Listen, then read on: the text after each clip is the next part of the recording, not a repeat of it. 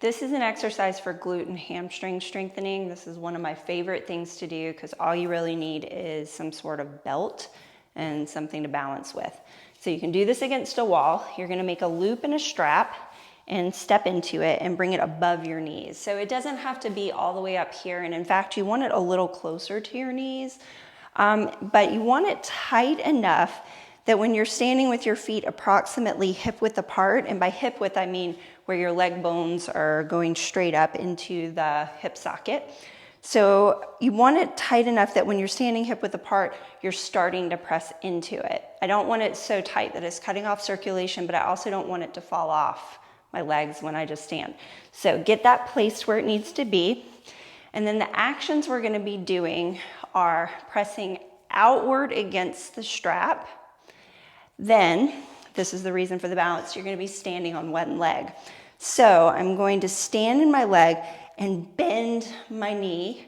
So I'm trying to keep my knees level with each other. I'm trying to keep my hips level and neutral.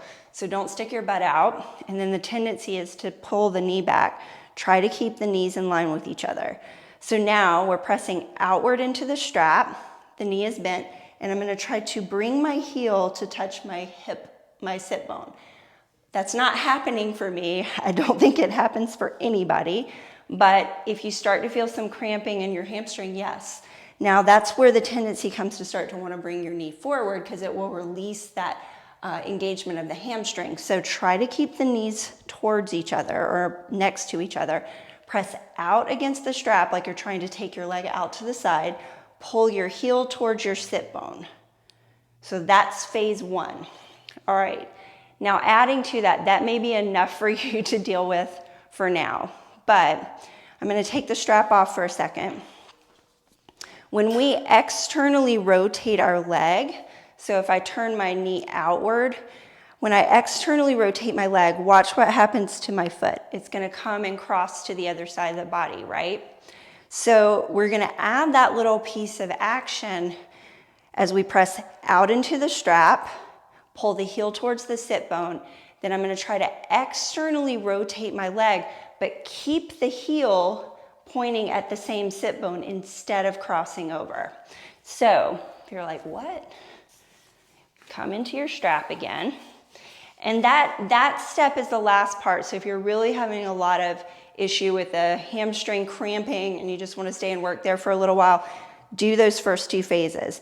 But once you feel like you're pretty comfortable there, bring the strap around your legs, press outward into the strap, try to find a neutral pelvis, bend your knee, try to keep your knees level with each other, next to each other, try to pull your heel towards your sit bone without sticking your butt out, and then I'm gonna do a little bit of external rotation, but try to keep my foot moving this way instead of coming across the midline.